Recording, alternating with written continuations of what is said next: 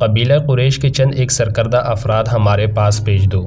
کعب بن اسد نے کہا، میں کوئی نئی بات نہیں کہہ رہا اکرمہ، یہ ہمارا تمہارا دستور ہے، اس رواج اور شرط سے تم اچھی طرح واقف ہو۔ میں نے ضمانت کے طور پر یرغمال میں لینے والے آدمیوں کی تعداد نہیں بتائی، یہ تعداد تم خود مقرر کر لو۔ تم جانتے ہو کہ معاہدے کی خلاف ورزی کرو گے تو تمہارے ان سرکردہ افراد کو ہم قتل کر دیں گے، انہیں تم قتل نہیں کرو گے؟ اکرمہ نے بھڑکی ہوئی آواز میں کہا، تم انہیں مسلمانوں کے حوالے کر دو گے؟ کیا کہہ رہے ہو اکرمہ؟ کعب بن اسد نے حیرت اور پریشانی کے لہجے میں پوچھا، کیا تم مجھے اتنا ذلیل سمجھتے ہو کہ میں تمہیں یہ دھوکہ دوں گا کہ تمہارے قبیلوں کے سرداروں کو مسلمانوں کے ہاتھوں قتل کرواؤں گا؟ مجھ پر اعتبار کرو۔ یہودی پر اعتبار کرنا ایسا ہی ہے جیسے کسی نے سانپ پر اعتبار کر لیا ہو۔ اکرمہ نے غصے کے عالم میں کہا، اگر تم اپنے آپ کو اتنا ہی قابل اعتبار سمجھتے ہو تو کل مدینہ میں ان چھوٹے قلعوں پر حملے شروع کر دو جہاں پر مسلمانوں نے اپنے عورتوں اور بچوں کو رکھا ہوا ہے۔ کل؟ کعب نے کہا، کل ہفتے کا دن ہے۔ ہفتے کا دن یہودیوں کا ایک مقدس دن ہوتا ہے جسے ہم سبت کہتے ہیں۔ اس روز عبادت کے سوا ہم اور کوئی کام نہیں کرتے۔ کوئی یہودی سبت کے دن کوئی کام یا کاروبار کرے یا کسی پر حملے کرے تو خدائے یہودہ اسے انسان سے خنزیر یا بندر کی شکل میں تبدیل کر دیتا ہے۔ اکرمہ دیکھ چکا تھا کہ کعب بن اسد کی نیت ٹھیک نہیں، وہ شراب پیتا چلا جا رہا تھا۔ اکرمہ نے شراب پینے سے انکار کر دیا تھا۔ اس نے ابو سفیان سے کہا تھا کہ وہ فیصلہ کر کے ہی واپس آئے گا۔ تم کل حملہ کرو یا ایک دن بعد کرو، ہم تمہاری نیت کو عملی صورت میں دیکھ کر فیصلہ کریں گے کہ تمہیں یرغمال میں اپنے آدمی دیے جائیں یا نہ دیے جائیں۔ اکرمہ نے کہا، اس سے پہلے ہم تمہیں ایک آدمی بھی نہیں دیں گے۔ میں کہہ چکا ہوں کہ یرغمال کے بغیر ہم کچھ نہیں کریں گے۔ کعب بن اسد نے کہا، جوں ہی تمہارے آدمی ہمارے پاس پہنچ جائیں گے ہم تمہاری منشا کے مطابق مدینہ کے اندر کھلبلی مچا دیں گے۔ تم دیکھنا کہ ہم محمد صلی اللہ علیہ وسلم کی پیٹھ میں کس طرح چھرا گھومتے ہیں۔ اکرمہ اٹھ کھڑا ہوا اور غصے میں بولا، تم بدتینت ہو، تمہاری نیت صاف ہوتی تو تم کہتے کہ مجھے کسی ضمانت کی ضرورت نہیں، آؤ مل کر مسلمانوں کو مدینہ کے اندر ہمیشہ کے لیے ختم کر دیں۔ مجھے اگر حکم ماننا ہی ہے تو میں محمد صلی اللہ علیہ وسلم کا حکم کیوں نہ مان لوں؟ کعب بن اسد نے اکرمہ کا غصہ دیکھتے ہوئے کہا، ہم مسلمانوں کے ساتھ رہتے ہیں، جو تحفظ ہمیں ان سے مل سکتا ہے وہ تم نہیں دے سکو گے۔ مورخ ابن حشام اور ابن سعد نے لکھا ہے کہ نعیم رضی اللہ عنہ بن مسعود کا چھوڑا ہوا تیر نشانے پر لگا۔ اکرمہ غصے کی حالت میں کعب بن اسد کے گھر سے نکل آیا۔ یہودیوں اور اہل قریش کا معاہدہ جو اگر برقرار رہتا تو مسلمانوں کی کمر ٹوٹ جاتی، کعب کے گھر اندر ہی ٹوٹ گیا۔ جب اکرمہ کعب بن اسد سے ملنے جا رہا تھا اس وقت نعیم رضی اللہ عنہ بن مسعود اپنے قبیلے کے سردار غطفان کے پاس بیٹھے ہوئے تھے۔ اس کے ساتھ بھی انہوں نے کعب بن اسد کے متعلق وہی باتیں کی جن باتوں سے وہ ابو سفیان کو بھڑکا چکے تھے۔ ابو سفیان نے غصے میں آ کر غطفان کو بلا لیا تھا۔ غطفان نے اپنے سالار اینیا کو بلا لیا۔ کیا تم نے سنا ہے کہ کعب بن اسد ہمیں کیا دھوکہ دے رہا ہے؟ غطفان نے اینیا سے کہا، وہ ہم سے یرغمال میں رکھنے کے لیے سرکردہ افراد مانگتا ہے، کیا یہ ہماری توہین نہیں؟ سردار غطفان، سالار اینیا نے کہا، میں پہلے ہی تمہیں کہہ چکا ہوں کہ میرے ساتھ میدان جنگ کی بات کرو، میں آمنے سامنے کی لڑائی جانتا ہوں۔ مجھے اس شخص سے نفرت ہوگی جو پیٹھ کے پیچھے آ کر وار کرتا ہے، اور مجھے اس شخص سے بھی نفرت ہوگی جس کے پیٹھ پر وار ہوتا ہے، اور پھر تم یہودیوں پر اعتبار کرتے ہو۔ اگر کعب بن اسد کہے گا کہ مجھے اپنے قبیلے کا سردار غطفان یرغمال میں دے دو تو کیا میں تمہیں اس کے حوالے کر دوں گا؟ میں اس شخص کا سر اڑا دوں گا جو ایسا مطالبہ کرے گا۔ نعیم رضی اللہ عنہ بن مسعود نے کہا، میں ان یہودیوں کو اپنے قبیلے کی ایک بھیڑ یا بکری بھی نہ دوں گا، خدا کی قسم کعب نے ہماری توہین کی ہے۔ ابو سفیان کیا کہتا ہے؟ غطفان نے نعیم رضی اللہ عنہ سے پوچھا۔ یہ بات سن کر ابو سفیان غصے سے کانپنے لگا۔ نعیم رضی اللہ عنہ نے کہا، ابو سفیان کہتا ہے کہ وہ کعب بن اسد سے اس توہین کا انتقام لے گا اور اسے انتقام لینا چاہیے۔ سالار اینیا نے کہا، بنو قریظہ کی حیثیت ہی کیا ہے؟ وہ ہمارے اور مسلمانوں کے درمیان اس طرح پس جائیں گے کہ ان کا وجود ہی ختم ہو جائے گا۔ خالد کو آج مدینہ کی طرف جاتے ہوئے وہ وقت یاد آ رہا تھا جب اکرمہ بنو قریظہ کی بستی سے واپس آیا تھا۔ خالد دوڑتا ہوا اس تک پہنچا تھا۔ ادھر سے ابو سفیان گھوڑا دوڑاتا آ گیا۔ اکرمہ کے چہرے پر غصے اور تھکن کے گہرے آثار تھے۔ کیا خبر لائے ہو؟ ابو سفیان نے اس سے پوچھا۔ خدا کی قسم ابو سفیان، میں نے کعب سے زیادہ بدتینت انسان پہلے کبھی نہیں دیکھا تھا۔ اکرمہ نے گھوڑے سے کود کر اترتے ہوئے جواب دیا۔ نعیم نے ٹھیک کہا تھا، کیا اس نے ہم سے یرغمال میں رکھنے کے لیے آدمی مانگے ہیں؟ خالد نے پوچھا تھا۔ ہاں خالد، اکرمہ نے کہا تھا، اس نے مجھے شراب کی پیشکش کی اور میرے ساتھ اس طرح بولا جیسے ہم اس کے مقروض ہیں۔ اس نے کہا کہ پہلے یرغمال میں اپنے آدمی دو، پھر میں مدینہ کے اندر شب خون ماروں گا۔ کیا تم نے اسے کہا نہیں کہ اہل قریش کے سامنے بنو قریظہ کی حیثیت اونٹ کے مقابلے میں ایک چوہے کی سی ہے؟ خالد نے کہا تھا۔ کیا تم نے اس کا سر اس کے کندھوں سے اتار نہیں دیا؟ میں نے اپنا ہاتھ بڑی مشکل سے روکا تھا، اکرمہ نے کہا تھا۔ اس کے ساتھ ہمارا جو معاہدہ ہوا تھا وہ میں توڑ آیا ہوں۔ تم نے اچھا کیا، ابو سفیان نے دبی دبی آواز میں کہا تھا، اور وہ پرے چلا گیا تھا۔ یہ کوئی بہت پرانا واقعہ نہیں تھا، 1.5-2 سال پہلے کی ہی بات تھی۔ آج جب خالد مدینہ کی طرف جا رہا تھا تو یہ جانا پہچانا راستہ اسے اجنبی سا لگ رہا تھا۔ کبھی اسے ایسا محسوس ہونے لگتا جیسے وہ خود اپنے لیے اجنبی ہو گیا ہو۔ اسے ابو سفیان کا افسردہ چہرہ نظر آنے لگا۔ خالد نے محسوس کر لیا تھا کہ ابو سفیان مدینے پر حملے سے منہ موڑ رہا ہے۔ خالد اور اکرمہ وہی کھڑے رہ گئے تھے۔ کیا سوچ رہے ہو خالد؟ اکرمہ نے پوچھا تھا۔ کیا تم میری تائید نہیں کرو گے کہ میں اس شخص ابو سفیان کی موجودگی کو صرف اس لیے برداشت کر رہا ہوں کہ یہ میرے قبیلے کا سردار ہے؟ خالد نے اکرمہ کو جواب دیا تھا، اہل قریش کو ابو سفیان سے بڑھ کر بزدل سردار اور کوئی نہیں ملے گا۔ تم پوچھتے ہو کہ میں کیا سوچ رہا ہوں؟ میں اور زیادہ انتظار نہیں کر سکتا۔ میں نے خندق کو ایک سرے سے دوسرے سرے تک دیکھا ہے۔ ایک جگہ خندق کم ہے اور زیادہ گہری بھی نہیں ہے، ہم وہاں سے خندق کے پار جا سکتے ہیں۔ اگر تم میرا ساتھ دو تو میں آج ہی ابھی اس جگہ سے چند سوار خندق کے اس پار لے جانا چاہتا ہوں۔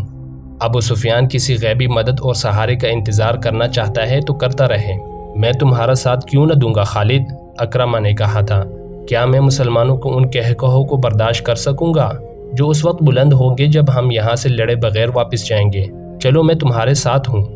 وہ جگہ زباب کی پہاڑی کے مغرب اور سلا کی پہاڑی کے مشرق میں تھی، جہاں خندق کی چوڑائی اتنی تھی کہ گھوڑا اسے پھلانگ سکتا تھا۔ ضرورت شاہ سوار کی تھی، پیادے خندق میں اتر کر اوپر چڑھ سکتے تھے۔ اسی جگہ کے قریب تقریباً سامنے مسلمانوں کی خیمہ گاہ تھی۔ خالد نے اکرمہ کو یہ جگہ دور سے دکھائی۔ پہلے میرے سوار خندق پھلانگیں گے، اکرمہ نے کہا، لیکن ابھی ہم تمام کا تمام سوار دستہ نہیں گزاریں گے۔ پار جا کر مسلمانوں کو ایک ایک سوار کے مقابلے کے لیے للکاریں گے۔ وہ اس رواج کی خلاف ورزی نہیں کریں گے۔ میرے ساتھ آؤ خالد، میں اپنے منتخب سوار آگے لاؤں گا، تم ابھی خندق کے پاس نہ جانا۔ اگر ہم دونوں مارے گئے تو اہل قریش کو سوائے ذلت کے اور کچھ نہیں ملے گا۔ ابو سفیان کا دل محاصرے سے اٹھ چکا ہے اور وہ لڑنے کے جذبے کو سرد کر چکا ہے۔ وہ مقام جہاں خندق گھوڑے کی لمبی چھلانگ سے پھلانگی جا سکتی تھی ایسی اونٹ میں تھا جسے گشتی سنتری قریب آ کر ہی دیکھ سکتے تھے۔ اکرمہ نے 7 سوار منتخب کر لیے تھے۔ ان میں ایک قوی ہیکل بلکہ دیو قامت شخص عمر بن عبدو بھی تھا، جس کی داغ اس کی جسامت کی بدولت دور دور تک پھیلی ہوئی تھی۔ اکرمہ ان 7 سواروں کو مقررہ مقام سے کچھ دور تک اس انداز سے لے گیا جیسے گھوڑوں کو ٹہلائی کے لیے لے جا رہا ہو۔ مسلمانوں کے سنتریوں کو ان پر شک نہ ہوا۔ سب سے پہلے میں خندق پھلانگوں گا، اکرمہ نے چلتے چلتے اپنے 7 سواروں سے کہا۔ کیا یہ ٹھیک نہیں ہوگا کہ سب سے پہلے میرا گھوڑا خندق کو پھلانگے؟ عمر بن عبدو نے کہا۔ نہیں عمر، اکرمہ نے کہا، پہلے میں جاؤں گا۔ اگر میرا گھوڑا خندق میں گر پڑا تو تم خندق پھلانگنے کی کوشش نہ کرنا، تمہارا سالار اپنی جان کی قربانی دے گا۔ یہ کہہ کر اکرمہ نے گھوڑے کی باگ کو جھٹکا دیا۔ گھوڑے کا رخ خندق کی طرف ہوا تو اکرمہ نے ایڑ لگا دی۔ عربی نسل کا گھوڑا ہوا سے باتیں کرنے لگا۔ اکرمہ نے لگام اور ڈھیلی کر دی اور گھوڑے کو پھر ایڑ لگائی۔ گھوڑے کی لگام اور تیز ہو گئی۔ خندق کے کنارے پر جا کر اکرمہ گھوڑے کی پیٹھ سے اٹھا اور آگے کو جھک گیا۔ گھوڑا ہوا میں بلند ہو گیا۔ خالد کچھ دور کھڑا دیکھ رہا تھا۔ قبیلہ قریش کے بہت سے لشکری دیکھ رہے تھے، زمین و آسمان دیکھ رہے تھے، تاریخ دیکھ رہی تھی۔ گھوڑے کے اگلے پاؤں خندق کے دوسرے کنارے سے کچھ آگے اور پچھلے پاؤں عین کنارے پر لگے۔ گھوڑا رفتار کے زور پر آگے چلا گیا۔ اس کی اگلے ٹانگیں دوہری ہو گئیں، اس کا منہ زمین سے لگا۔ اکرمہ گرتے گرتے بچا۔ گھوڑا بھی سنبھل گیا اور اکرمہ بھی۔ اسے اپنے پیچھے للکار سنائی دی، آگے نکل جاؤ اکرمہ۔ اکرمہ نے پیچھے دیکھا۔ عمر بن عبدو کا گھوڑا ہوا میں اڑا آ رہا تھا۔ عمر رکابوں پر کھڑا آگے کو جھکا ہوا تھا۔ کسی کو توقع نہیں تھی کہ اتنے وزنی سوار کے نیچے گھوڑا خندق پھلانگ جائے گا، لیکن گھوڑا اسی جگہ جا پڑا جہاں اکرمہ کا گھوڑا گرا تھا۔ عمر کے گھوڑے کی ٹانگیں ایسی دوہری ہوئی کہ منہ کے بل گرا اور ایک پہلو پر لڑک گیا۔ عمر گھوڑے کی پیٹھ سے لڑک کر قلابازیاں کھاتا گیا۔ ایک لمحے میں گھوڑا اٹھ کھڑا ہوا۔ ادھر عمر اٹھا اور پلک جھپکتے میں گھوڑے پر سوار ہو گیا۔ اس کے پیچھے اکرمہ کے 2 سوار اکٹھے چلے آ رہے تھے۔ خندق کے کنارے پر آگے دونوں سواروں نے اپنے گھوڑوں کی پیٹیں خالی کر دی تھی اور ان کی گردنوں پر جھکے ہوئے تھے۔ دونوں گھوڑے خندق پھلانگ گئے۔ اہل قریش کے لشکر نے داد و تحسین کے نعرے لگائے۔ ادھر شور سے مسلمان پہرے دار دوڑے آئے۔ اتنے میں اکرمہ کے 2 اور گھوڑے اپنے سواروں کو اٹھائے خندق کے کنارے سے ہوا میں اٹھے۔ ان کے پیچھے 7 میں سے باقی سواروں نے بھی اپنے گھوڑوں کو ایڑ لگا دی۔ تمام گھوڑے خندق پھلانگ گئے۔ ٹھہر جاؤ، اکرمہ نے مسلمان سنتریوں کی بلند آواز میں کہا۔ کوئی اور گھوڑا خندق کے اس طرف نہ آئے۔ محمد صلی اللہ علیہ وسلم کو بلاؤ۔ تم میں جو سب سے زیادہ بہادر ہے اسے لاؤ۔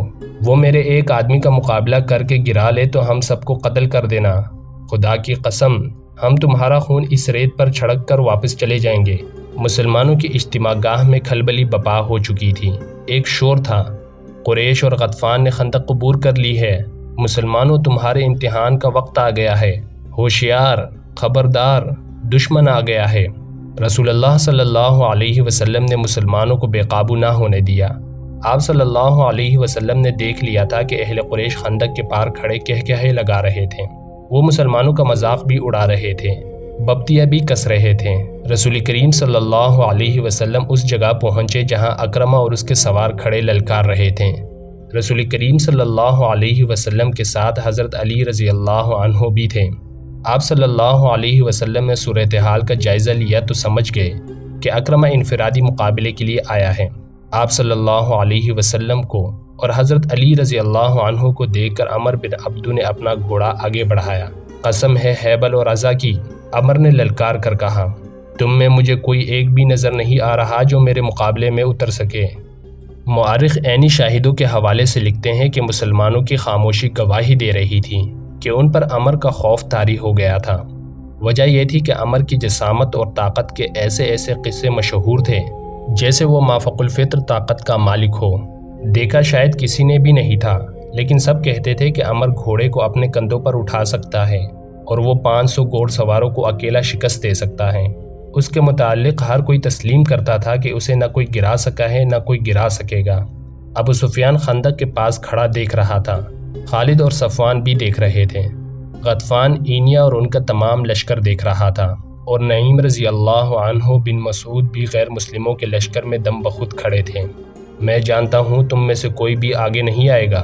عمر بن عبدو کی للکار ایک بار پھر گرجی۔ خندق کے بار قریش کا کہکہا بلند ہوا اور کئی بھپتیاں بھی سنائی دیں۔ حضرت علی رضی اللہ عنہ نے رسول خدا صلی اللہ علیہ وسلم کی طرف دیکھا۔ آپ صلی اللہ علیہ وسلم نے اپنا عمامہ سر سے اتارا اور حضرت علی رضی اللہ عنہ کے سر پر باندھ دیا، پھر اپنی تلوار حضرت علی رضی اللہ عنہ کو دے دی۔